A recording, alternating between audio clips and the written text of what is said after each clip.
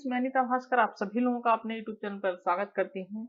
और आज हम पढ़ेंगे विजयनगर, जो हमारा टॉपिक चल रहा था एनसीईआरटी में। विजयनगर राजधानी तथा उसके परिप्रेक्ष्य में जो हमारा टॉपिक चल रहा था, उसी में हम पांचवा पॉइंट आप करेंगे धार्मिक केंद्र। ठीक है, राजधानी का चयन। जिन लोगों ने पहले की वीडियो नहीं देखी है, प्लेलिस्ट में जाकर पिछली वीडियो जरूर देख लें। और जिन लोगों ने चैनल को अभी तक सब्सक्राइब नहीं किया, सब्सक्राइब अवश्य कर ले, बेल आइकन प्रेस कर दें, जिससे कि नई वीडियो को नोटिफिकेशन पहुंचती रही। और आपको मैं बता दूं कि एनसीईआरटी चाहे ये 12th के लिए तो 11th-12th के लिए तो महत्वपूर्ण है ही, लेकिन उसके अलावा आईएएस, पीसीएस या आप कोई भी एग्जाम दे रहे हैं, जो हिस्ट्री के क्वेश्चन हर एग्जाम में आते हैं, तो सभी के लिए वेरी इंपॉर्टेंट है। असिस्टेंट प्रोफेसर हो, चाहे यूजीसी नेट हो, चाहे टीजीटी पीजीटी हो, हर एग्जाम के लिए वेरी इंपॉर्टेंट यहाँ से क्वेश्चन पूछे जाते हैं। तो चलिए शुरू करते हैं। वीडियो पसंद आए तो लाइक शेयर कमेंट अवश्य करिएगा। तो चलिए शुरू करते हैं। धार्मिक केंद्र, ठीक है, हमारा पॉइंट है ये धार्मिक केंद्र। तो ये है राजधानी का चयन। ठीक है, तो इसमें क्या है, राजधानी के चयन में तुंगभद्रा नदी के से लगे शहर के चट्टानी उत्तरी भाग की ओर ध्यान केंद्रित करते हैं। और स्थानीय मान्यताओं के अनुसार क्या होता है, स्थानीय मान्यताओं के अनुसार ये पहाड़ियां हैं। ठीक है, पहाड़ियां और रामायण में उल्लिखित बाली और सुग्रीव, ठीक है, वेरी इंपॉर्टेंट चीजें हैं ये, वानर राज्य की रक्षा करती थी। ठीक है, अन्य मान्यताओं के अनुसार क्या होता था, स्थानीय मातृ देवी पंपा देवी, क्या है, पंपा देवी ने इन पहाड़ियों में विरूपाक्ष का मंदिर, जो राज्य के संरक्षक देवता अथवा शिव का एक रूप माने जाते थे, विरूपाक्ष, ठीक है, ये से विवाह के लिए तप किया था। शिव का एक रूप माने जाते हैं, तो इसके इनके विवाह के लिए क्या है, स्थानीय मान्यता जो है वहां की, उसके अनुसार मातृ देवी हैं पंपा देवी ने, इन्होंने क्या किया था कि पहाड़ियों में जो विरूपाक्ष थे, जो राज्य के संरक्षक माने देवता और तथा शिव का एक रूप माने जाते थे, उनसे विवाह के लिए क्या किया था, पंपा देवी ने तप किया था। और आज तक यह विवाह विरूपाक्ष मंदिर में हर वर्ष बड़े धूमधाम से आयोजित किया जाता था। धार्मिक मान्यताएं हैं तुंगभद्रा नदी के किनारे जो बसा है। ठीक है, विजयनगर साम्राज्य, तो इन पहाड़ियों में विजयनगर साम्राज्य के पूर्वकालिक जैन मंदिर भी मिले हैं। ठीक है, जैन मंदिर भी वहां से मिले हैं इन पहाड़ियों से। दूसरे शब्दों में वह कई क्षेत्र कई धार्मिक मान्यताओं से वह संबद्ध थे। ठीक है, और इस क्षेत्र में मंदिर निर्माण का एक लंबा इतिहास रहा है, जो पल्लव, चालुक्य, होयसल तथा चोल वंशों तक जाता है। आमतौर पर शासक अपने आप को ईश्वर से जोड़ने के लिए मंदिर निर्माण को प्रोत्साहन देते थे। क्या करते थे, आमतौर पर शासक जो क्या करते थे, वह ईश्वर से अपने आप को जोड़ने की कोशिश करते थे, और उसी क्रम में वह मंदिर निर्माण को अत्यधिक प्रोत्साहन देते थे।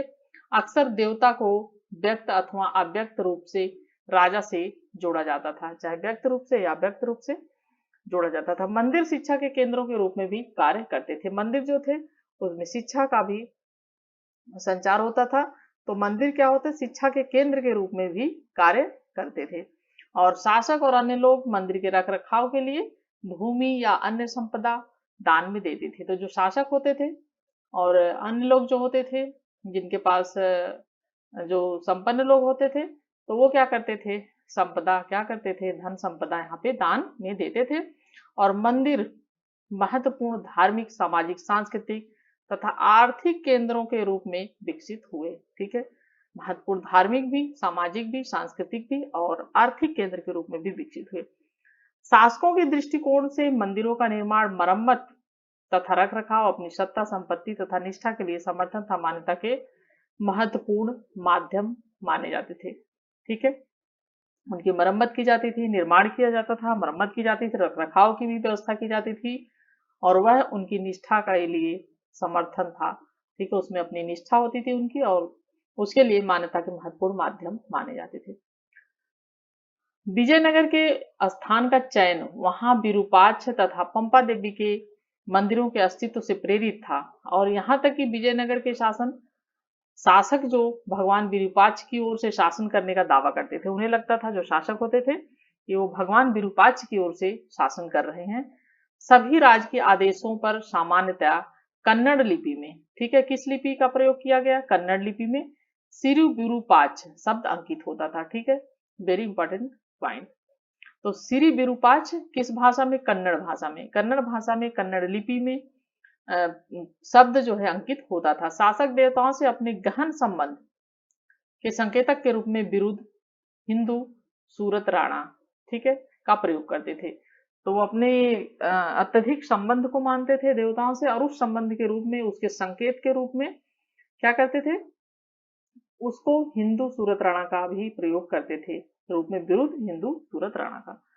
यह अरबी भाषा के शब्द सुल्तान, जिसका अर्थ है राजा, का संस्कृत अनुवाद था, जिसका क्या अर्थ है? राजा।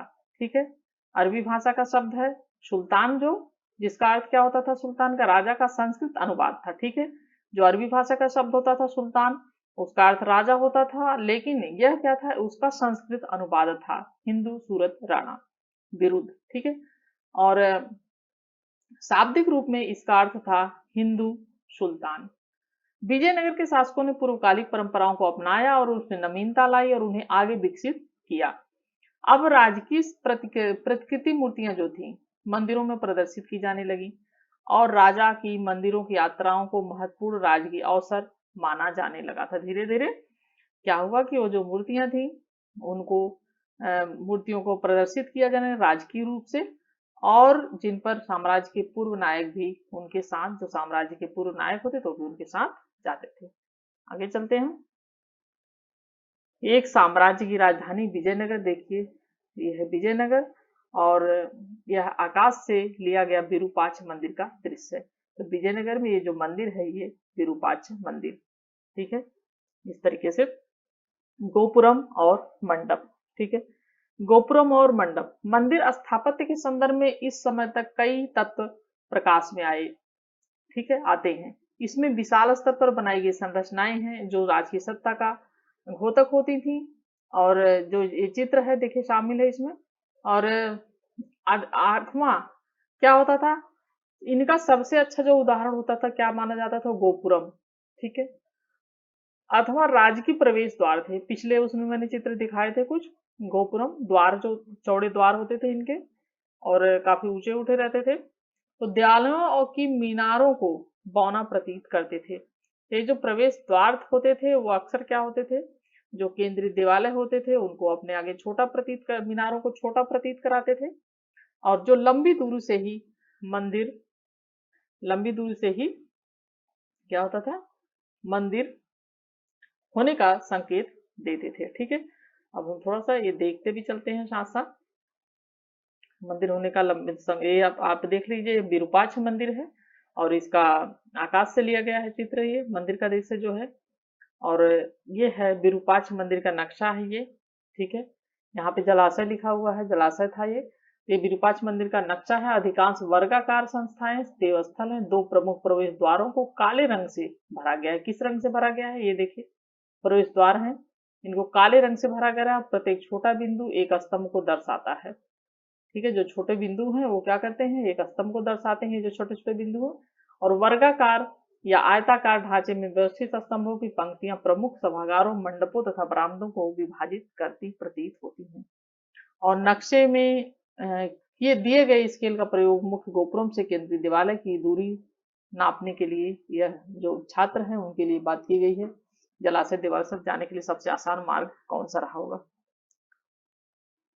और दैवी विवाहों के आयोजन में प्रयुक्त होने वाला एक कल्याण मंडप है ये। ठीक है, विवाह होता था जहाँ पे, आप देख सकते हैं। और ये है इस तरीके का मंदिर का दृश्य। तो हम पढ़ रहे थे, होने का संकेत देते थे, और ये संभवतः शासकों की ताकत की याद भी दिलाते थे। यानी ये जो होता था उसमें ये रहता था कि किस शासक, कोई शासक अगर मंदिर बना रहा है तो वह उसकी ताकत की भी याद दिलाता था, क्योंकि जिसको जितना ज्यादा जो समर्थ होता था शासक, उतना ही अच्छी तरीके से इन चीजों को जो है बनाता था। जो मंदिर ऊंची मीनारों के निर्माण के लिए आवश्यक साधन, तकनीक, कौशल जुटाने में सक्षम थे, अन्य विशिष्ट अभिलक्षणों में मंडप तथा लंबे स्तंभों वाले गलियारे, जो अक्सर मंदिर परिसर में देवस्थलों के चारों ओर बने थे। जो मंदिर परिसर होता था, ठीक है, परिसर आंगन टाइप का होता था, तो उसमें जो स्थित देवस्थल होते थे उनको, उनके चारों ओर बने रहते थे, वो सम्मिलित हैं। जब हम दो मंदिरों और सूक्ष्मता से देखते हैं, दो मंदिरों को हम सूक्ष्मता देखते हैं, तो विरूपाक्ष मंदिर तथा विट्ठल मंदिर, ठीक है, दो मंदिर है, बहुत महत्वपूर्ण है और एक हमेशा एग्जाम में पूछते हैं, इसके बारे में पूछा जाता है। विरूपाक्ष मंदिर का निर्माण कई शताब्दियों में हुआ था, यानी कई साल लग गए थे। हालांकि अभिलेखों से यह पता लगता है कि सबसे प्राचीन मंदिर 9वीं 10वीं शताब्दियों का था। विजयनगर साम्राज्य की स्थापना के बाद इसे कहीं अधिक जो है बड़ा किया गया, यानी इसे बाद में अधिक बड़ा किया गया। और मुख्य मंदिर के सामने बना जो मंडप था, कृष्णदेव राय ने अपने राज्यारोहण के उपलक्ष्य में बनवाया था। तो जो मंडप था मुख्य द्वार के सामने, उसको कृष्णदेव राय जो शासक था उसने बनवाया था राज्यारोहण के उपलक्ष्य में, और इसे सूक्ष्मता से उत्कड़ित स्तंभों से उसने सजाया था। और पूर्वी जो गोपुरम का निर्माण का श्रेय भी उसे ही दिया जाता है। तो किसने करवाया है? ये कृष्णदेव राय ने। पूर्वी गोपुरम का श्रेय भी उसे दिया जाता। इन परिवर्धनों का अर्थ था कि केंद्रीय देवालय पूरे परिसर के एक छोटे भाग तक सीमित रह गया था। एक साम्राज्य की राजधानी विजयनगर, ठीक है। विट्ठल मंदिर है ये, विट्ठल मंदिर का रथ, ये देखिए विट्ठल मंदिर का ये रथ है। नेक्स्ट है अगला पॉइंट, एक साम्राज्य की राजधानी विजयनगर। मंदिर के सभागारों का प्रयोग विविध प्रकार के कार्यों के लिए किया जाता था। इनमें कुछ ऐसे थे जिसमें देवताओं की मूर्तियां, संगीत, नृत्य और नाटकों के विशेष कार्यक्रमों को देखने के लिए रखी जाती थी। अन्य सभागारों का प्रयोग क्या किया जाता? देवी देवताओं के विवाह के उत्सव पर आनंद मनाने के लिए, ठीक है, देवी देवताओं का विवाह किया जाता था और यह सब उत्सव के रूप में मनाया जाता था आनंद करने के लिए। और कुछ अन्य का प्रयोग देवी देवताओं को झूला झुलाने के लिए भी होता था। और इन अवसरों पर विशिष्ट मूर्तियों का प्रयोग होता था जो छोटे केंद्रीय देवालयों में स्थापित मूर्तियों से भिन्न होती थी। दूसरा देवस्थल है जो विट्ठल मंदिर, वो भी रोचक है और यहाँ के प्रमुख देवता विट्ठल थे, ठीक है। प्रमुख देवता कौन थे? विट्ठल थे, जो सामान्यतः महाराष्ट्र में पूजे जाने वाले विष्णु के, कहाँ पे पूजे जाने वाले थे? महाराष्ट्र में पूजे जाने वाले विष्णु के एक रूप हैं। और ये देखिए ये झूलता मंडप है, ये इस तरीके से बना हुआ है ये, ठीक है। ये देखिए ऊपर के ये है स्तंभ बने हुए हैं और इनमें ये झूलता मंडप इस तरीके से बना हुआ है। और इस देवता की पूजा को कर्नाटक में आवे विट्ठल जो है विट्ठल मंदिर कर्नाटक में आरंभ करना उर्दू माध्यमों का घोतक है, जिनमें एक सांस्कृतिक संस्कृति के निर्माण के लिए विजयनगर शासकों ने अलग अलग परंपराओं को आत्मसात किया। और अन्य मंदिरों की तरह ही इस मंदिर में भी कई सभागार तथा रथ के एक अनूठा मंदिर भी है, जो हमने पिछले अभी चित्र देखा था। मंदिर परिसरों की एक चारित्रिक विशेषता रथ गलियां हैं जो मंदिर के गोपुरम से सीधी रेखा में जाती हैं, ठीक है। और इन गलियों का फर्श पत्थर के टुकड़ों से बनाया गया था, यानी जो पत्थर होते थे उनके टुकड़ों से बनाया जाता था। और इनके दोनों ओर स्तंभ वाले मंडप होते थे जिनमें व्यापारी अपनी दुकानें लगाया करते थे, ठीक है। और जिस प्रकार एक देखिए मदुरई का है, नायकों द्वारा बनवाया गया, ये गोपुरम है, ये इस तरीके से कैसे बनवाया गया था देखिए। जिस प्रकार नायकों ने किलेबंदी की परंपराओं को जारी रखा और अधिक व्यापक बनाया, ठीक वैसे ही उन्होंने मंदिर निर्माण की परंपराओं के संदर्भ में भी किया। यहाँ तक कि कुछ सबसे जो दर्शनीय गोपुरमों का निर्माण भी स्थानीय नायकों द्वारा किया गया था, ठीक है। नेक्स्ट है हमारा अगला पॉइंट, महलों, मंदिरों तथा बाजारों का अंकन। हमने विजयनगर के विषय में जानकारी के भंडार का विश्लेषण किया है। फोटोग्राफ, नक्शे, संरचनाएं, खड़े रेखा चित्र तथा मूर्तियां, यह सब कैसे खोजा गया? फोटोग्राफी और नक्शे, संरचनाएं और जो रेखा चित्र थे ये सब हमने देखा। अभी मूर्तियां मैकेंजी द्वारा, ठीक है, किसके द्वारा? मैकेंजी द्वारा। मैकेंजी द्वारा आरंभिक सर्वेक्षणों के बाद यात्रा वृत्तांत और अभिलेखों से मिली जानकारी को एक साथ जोड़ा गया। मैकेंजी थे, उन्होंने वहां पे सर्वेक्षण किया, वहां पे खोज की और जो उनका यात्रा वृत्तांत था, यानी जो उन्होंने यात्रा की थी उसके बारे में जो उन्होंने लिखा, उन अभिलेखों से मिली जानकारी को एक साथ जोड़ा गया। और 20वीं शताब्दी में इस स्थान का संरक्षण भारतीय पुरातात्विक सर्वेक्षण तथा कर्नाटक पुरातात्विक संग्रहालय विभाग द्वारा किया गया इसका सर्वेक्षण। 1976 में हम्पी को राष्ट्रीय महत्व के स्थल के रूप में मान्यता मिली, ठीक है। हम्पी को यहाँ पे राष्ट्रीय 1976 की बात है, हम्पी को राष्ट्रीय महत्व के स्थल के रूप में मान्यता मिली। और तदोपरांत 1980 के दशक के आरंभ में विविध प्रकार के अभिलेखन प्रयोग से व्यापक तथा गहन सर्वेक्षणों के माध्यम से विजयनगर से मिले भौतिक अवशेषों के सूक्ष्मता से प्रलेखन की एक महत्वपूर्ण परियोजना का शुभारंभ किया गया। लगभग 20 वर्षों के काल में पूरे विश्व के दर्जन विद्वानों ने इस जानकारी को इकट्ठा और संरक्षित करने का कार्य किया। तो बहुत सारे विद्वानों ने 20 साल में क्या किया कि पूरे विश्व के करीब 1 दर्जन विद्वानों ने और इसको क्या किया, इकट्ठा किया और इसको संरक्षित करने का कार्य किया हम्पी को। ठीक है, और विजयनगर की राजधानी है हम्पी। इस विशद प्रक्रिया के सिर्फ एक जो है हिस्से को बारीकी से देखते हैं और यह है मानचित्र निर्माण। इसका पहला चरण यह था कि संपूर्ण क्षेत्र को 25 वर्गाकार भागों में बांटा गया। ठीक है, ये है रेखा चित्र और प्रत्येक वर्ग को वर्णमाला के एक अक्षर, ठीक है, एक अक्षर से इंगित किया गया। ठीक है, और फिर इन छोटे वर्गों को क्या किया गया, पुनः दोबारा से छोटे वर्गों के समूह में बांटा गया, फिर इन्हें दोबारा से बांटा गया। लेकिन इतना काफी नहीं था, फिर आगे छोटे वर्गों को और छोटी इकाइयों में, फिर छोटे वर्गों को क्या किया गया और छोटी इकाइयों में उन्हें छोटे वर्गों को इकाइयों में बांटा गया। जैसा कि आप देख सकते हैं, एक गहन सर्वेक्षण बहुत परिश्रम से किए गए थे और इनमें हजारों संरचनाओं के अंशों, छोटे देवस्थलों और आवासों को से लेकर विशाल मंदिरों तक जो भी पुनः उजागर किया गया उसका प्रलेखन भी किया गया, उसका लिखा गया उसे। और इस सब के कारण सड़कों, रास्तों, बाजारों आदि के अवशेषों को पुनः प्राप्त किया जा सका। और जो अवशेष वहां पे थे, रास्ते में, सड़क पर और बाजार आदि थे, जिन जो कुछ अवशेष मिले वहां पे, उन सब चीजों को जानकारी इकट्ठी की गई उसका। और इन सभी की स्थिति की पहचान आधार स्तंभ जो था और मंचों के माध्यम से की गई। एक समय जो बाजार जीवन थे उनका बस अब यही कुछ बचा था। ठीक है, क्योंकि उस समय जो बाजार थे वहां पे, वह जब बाजार चलते होंगे तो उनका बस अब यही कुछ जो अवशेष बचे से उसी से जानकारी हासिल करने का एक माध्यम थी। ठीक है, और ये विजयनगर स्थल का मानचित्र है ये। ठीक है, ऊपर और ये, चलिए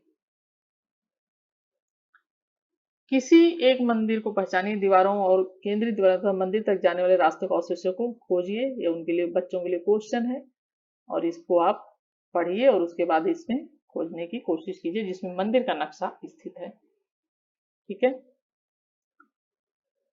जॉन एम फ्रिटज, जॉर्ज मिशेल तथा एम एस नागराज राव, जिन्होंने इस स्थान पर वर्षों तक कार्य किया था।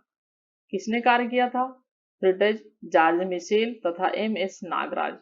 जो लिखा वह याद रखना महत्वपूर्ण है। क्या लिखा उन्होंने? ठीक है, ये हम पढ़ते हैं।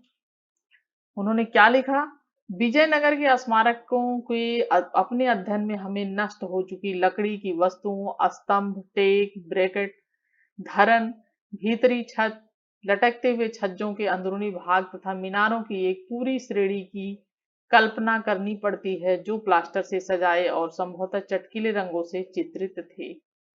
ठीक है, तो जो वहां पे जो लिखा, उन्होंने क्या लिखा है कि जो विजयनगर का स्मारक थे और जो वहां पे चीजें नष्ट हो चुकी हैं उससे यह अनुमान लगाने की कोशिश की है या जानने की कोशिश की है कि वह किन किन कैसे कैसे वो यूज किए जाते थे, क्योंकि वहां पे सिर्फ जो है खंडहर ही प्राप्त हुआ है हम्पी में।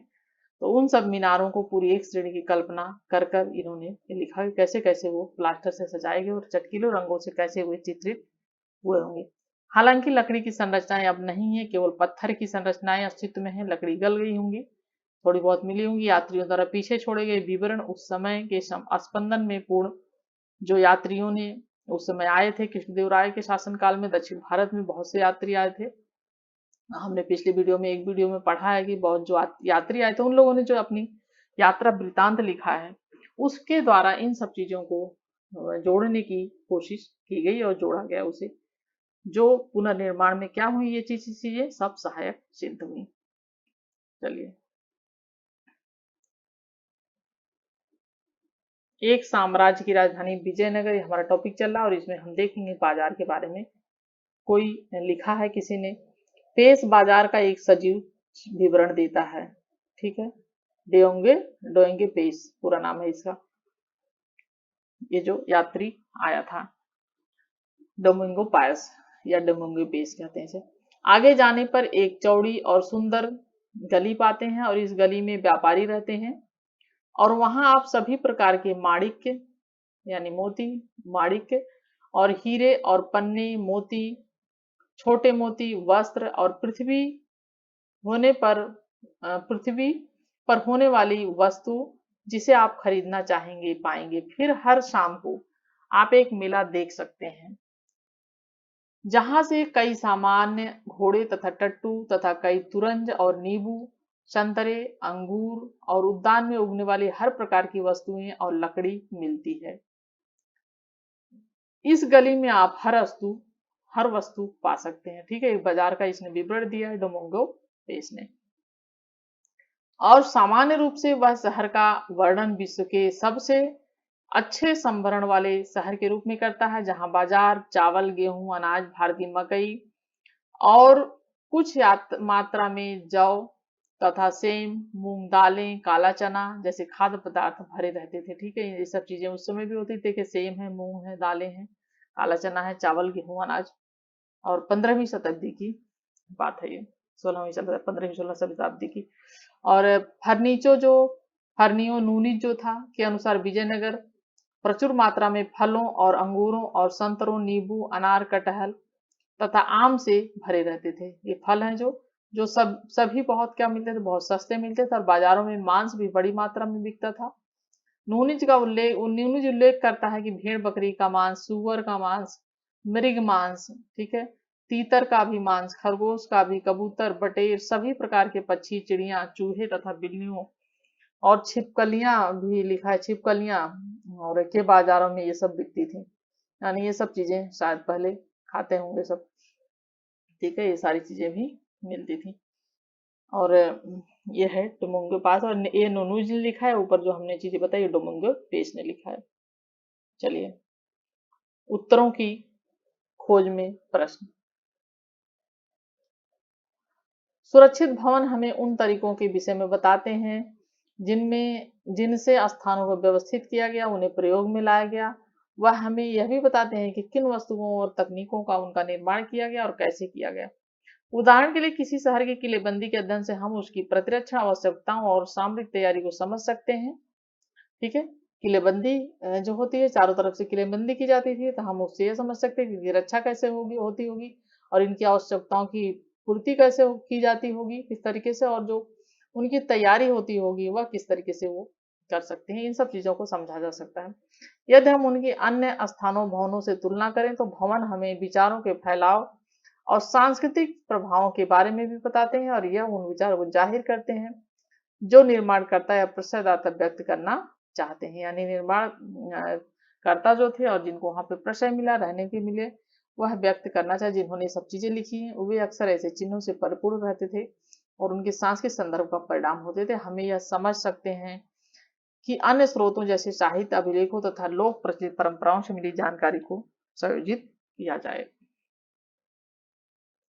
कृष्णदेव राय परिदृश्य की कुछ समस्याओं को पुनः याद करने के लिए तमिलनाडु में चिदम्बरम के मंदिर में गोपुरम में रखी कृष्णदेव राय की इस सुंदर प्रतिमा को देखिए। स्वाभाविक है कि शासक इसी रूप में अपने आप को प्रस्तुत करना चाहता था और पेश जो डोमिंगो पेश था, राजा का वर्णन कुछ इस प्रकार करता है। मझला कद, गोरा रंग, यानी छोटा मीडियम साइज, उसका जो कद था वो मीडियम साइज का मझला कद था और रंग क्या था उसका, साफ था, गोरा था और अच्छी काठी, कद काठी उसकी अच्छी थी और कुछ मोटा भी था। और राजा के चेहरे पर चेचक के दाग भी उसने बताए हैं कि राजा के चेहरे पर चेचक का दाग भी था। ये है कृष्णदेव राय। ठीक है, उसकी ये छवि है, उसका चित्र है, ये उसकी प्रतिमा है, मतलब मूर्ति है। ठीक है, तो स्थापत्य तत्वों के परीक्षण हमें यह नहीं बताते कि सामान्य पुरुष, महिलाएं, बच्चे जो शहर और उसके आसपास के क्षेत्र में रहने वाली जनसंख्या का एक बड़ा भाग थे और इन प्रभावशाली भवनों के विषय में क्या सोचते थे। क्या उनकी शाही केंद्र अथवा आर्थिक धार्मिक केंद्र के किसी भी भाग में पहुंच हो सकती थी? क्या वे मूर्ति के सामने से तेजी से निकल जाते थे अथवा देखने के लिए रुकते, सोचते और उसके जटिल प्रतीक चित्रण को समझने का प्रयास करते। वे लोग जिन्होंने इन विशाल निर्माण परियोजनाओं पर कार्य किया, इन उद्यमों के विषय में क्या सोचते थे जिसके लिए उन्होंने अपना श्रम दान दिया था। हालांकि क्या निर्माण करना है, स्थान कौन सा, माल प्रयोग करना है और किस शैली का अनुसरण करना है, ठीक है, किस चीज का निर्माण करना है, कौन सा माल प्रयोग किया जाएगा, किस शैली का अनुसरण, जैसे कई शैलियां हैं, द्रविड़ शैली, बेसर शैली, तो ये शैलियां हैं जो इन सभी के निर्णय शासक लेते थे। कौन निर्णय लेता था, शैली का, किस शैली का निर्माण करना है मंदिर बनाने में या बनाने में जो भी चीजें, और किस कैसे माल का वहां पे प्रयोग किया जाएगा, और इसका निर्णय कौन लेता था, शासक, जो शासक करता था। इतने विशाल उद्यमों के लिए आवश्यक विशिष्ट ज्ञान किसके पास थे, भवनों के नक्शे कौन बनाता था, राजगीर जो होते थे, पत्थर काटने वाले, मूर्तिकार, वास्तविक जो मूर्तिकार होते थे, वास्तविक निर्माण कार्य करते थे, कहाँ से आते थे वे सब, ठीक है, ये प्रश्न है सब। क्या उन्हें युद्ध के दौरान पड़ोसी क्षेत्रों से बंदी बनाया जाता था, उन्हें किस प्रकार के वेतन मिलते थे, किस प्रकार से वेतन दिया जाता था, निर्माण गतिविधियों का अधीक्षण कौन करता था, निर्माण के लिए कच्चा माल कैसे और कहां से लाया जाता था। ये कुछ ऐसे प्रश्न हैं जिनके उत्तर हम भवनों या उनके अवशेषों को देखने मात्र से नहीं दे सकते, संभवतः अन्य स्रोतों के प्रयोग से जो शोध जारी हुआ है, शोध कुछ और संकेत दे सके जो शोध किए गए हैं, ठीक है। और ये कृष्णदेव राय है और इसके बारे में इसने लिखा है डोमिंगो पेस ने, तो आप ये समझ लीजिए कि डोमिंगो पेस था, वो कृष्णदेव राय के शासन काल में आया था। ये देखिए विजयनगर साम्राज्य की राजधानी, ये एक साम्राज्य की राजधानी विजयनगर और रानी का स्नान घर नामक संरचना का एक भाग है ये स्नान घर। काल रेखा देख लेते हैं, महत्वपूर्ण राजनीतिक परिवर्तन। तो 1200 से 1300 ईस्वी दिल्ली सल्तनत की स्थापना 1206 में, और 1300 से 1400 ईस्वी विजयनगर साम्राज्य की स्थापना हुई थी 1336 में, ठीक है। 1300 से 1400 ईस्वी के बीच विजयनगर साम्राज्य की स्थापना हुई थी 1336 ईस्वी में, और बहमनी राज्य की स्थापना कब हुई थी 1347 ईस्वी में। जौनपुर कश्मीर और मदुरई में सल्तनत थी इसके इसके समय, और 1500 ईस्वी के बीच उड़ीसा के गजपति राज्य की स्थापना की गई। 1435 में गुजरात और मालवा की जो सल्तनत की थी उनकी स्थापना हुई है इन्हीं के बीच 15वीं शताब्दी के बीच। अहमदाबाद, बीजापुर तथा बेरान सल्तनतों का उदय हुआ है इसी के द्वारा 1490 में। अहमदाबाद, बीजापुर और बेरार या बरार, ठीक है। और लगभग 15वीं-16वीं शताब्दी के बीच पुर्तगालियों ने क्या किया था, गोवा पर विजय प्राप्त की थी 1510 ईस्वी में। कब विजय प्राप्त की थी पुर्तगाली ने, की थी 1510 ईस्वी में। बहमनी राज्य का विनाश हो गया, गोलकुंडा की सल्तनत का उदय हुआ 1518 ईस्वी में। बाबर द्वारा मुगल साम्राज्य की स्थापना कब हुई, 1526 में, प्रथम जो पानीपत का युद्ध हुआ था इब्राहिम लोदी और बाबर के बीच, ठीक है। पानीपत का युद्ध जो हुआ था, पहला वाला पानीपत का युद्ध, और ये हुआ था 1526 में, ठीक है, 21 अप्रैल 1526। तो ये प्रश्न चिन्ह स्थिति थी वो संकेत करता है, ये सब तिथियां हैं। और काल रेखा, विजयनगर की खोज व संरक्षण की मुख्य घटनाएं कब खोजी गई थी, ये इंपॉर्टेंट है और एग्जाम में ऐसी चीजें पूछता है। तो 1800 में कार्डिन मैकेंजी द्वारा विजयनगर की यात्रा की गई, ठीक है। 1800 में कार्डिन मैकेंजी द्वारा विजयनगर की यात्रा की गई, इन्होंने ये सब चीजें, घटनाएं, बहुत सारी चीजें खोजी मैकेंजी ने, कार्डिन ने। 1856 की बात है, अलेक्जेंडर ग्रेनलो ने हम्पी के, जो हम्पी है, पुरातत्व अवशेषों को पहले चित्र लिए। उसके बाद 1876 की बात है, पुरावस्थल की मंदिर की दीवारों के अभिलेखों के जो जेएफ स्प्लिट द्वारा, किसके द्वारा, दीवार की मंदिरें जो थी जेएफ स्प्लिट द्वारा। और 1902 में जॉन मार्शल के अधीन संरक्षण का कार्य आरंभ हुआ, ठीक है। 1902 में जॉन मार्शल के अधीन इसके संरक्षण का कार्य प्रारंभ, ठीक है, प्रारंभ किया गया 1902 में। हम्पी को यूनेस्को द्वारा विश्व विरासत स्थल घोषित किया। Very important point. हम्पी को कब यूनेस्को द्वारा विश्व विरासत स्थल घोषित किया गया? ये घोषित किया गया 1986 में, 1986 में घोषित किया गया हम्पी को यूनेस्को द्वारा विश्व विरासत स्थल, ठीक है, घोषित किया गया। ये सब महत्वपूर्ण पॉइंट है, और जो चीज मैंने लिखी इसमें, जो चीज पे अंडरलाइन किया है, वेरी वेरी इंपॉर्टेंट पॉइंट है, उसे याद रखें जरूर। किसी भी एग्जाम में सफलता पाने के लिए बहुत आवश्यक है ये सब चीजें। और इसी के साथ नेक्स्ट वीडियो में मिलते हैं। Thank you for watching video. Thank you friends.